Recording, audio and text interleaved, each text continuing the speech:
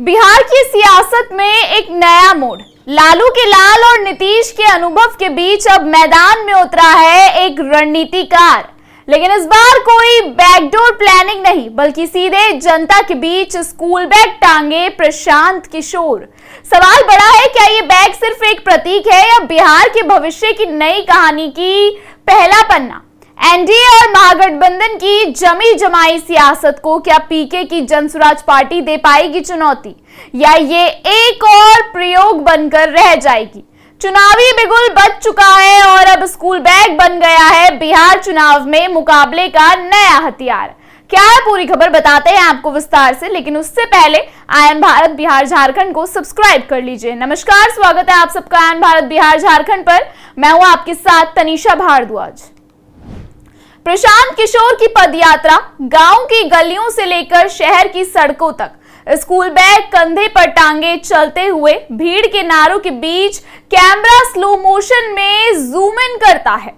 बिहार की राजनीति में एक नई दस्तक, एक नया चेहरा नहीं, लेकिन एक नया प्रयास। प्रशांत किशोर, जिन्हें सियासी रणनीति का चाणक्य कहा जाता है, अब खुद मैदान में है और इस बार उनके हाथ में है स्कूल बैग, चुनाव आयोग द्वारा दिया गया चुनाव चिन्ह, और कमर में बंधा है एक वादा शिक्षा और रोजगार का।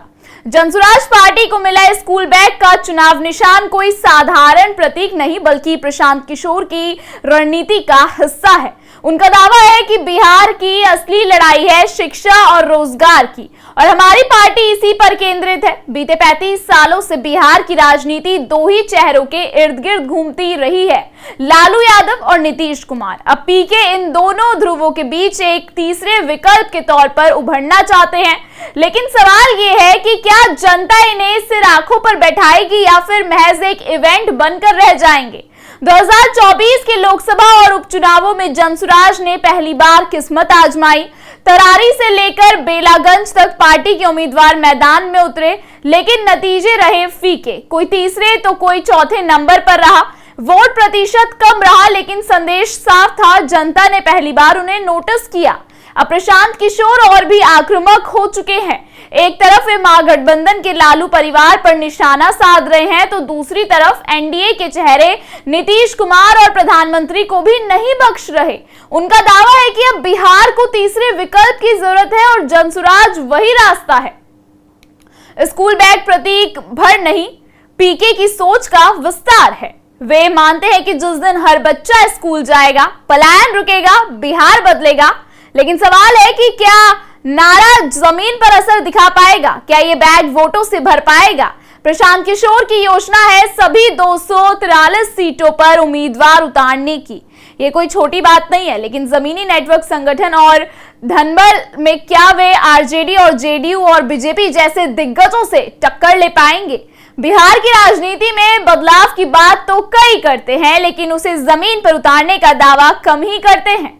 प्रशांत किशोर ने दांव खेल दिया है। अब देखना यह होगा कि उनके स्कूल बैग में सपनों की कॉपी किताब भरेगी या खाली ही रह जाएगा।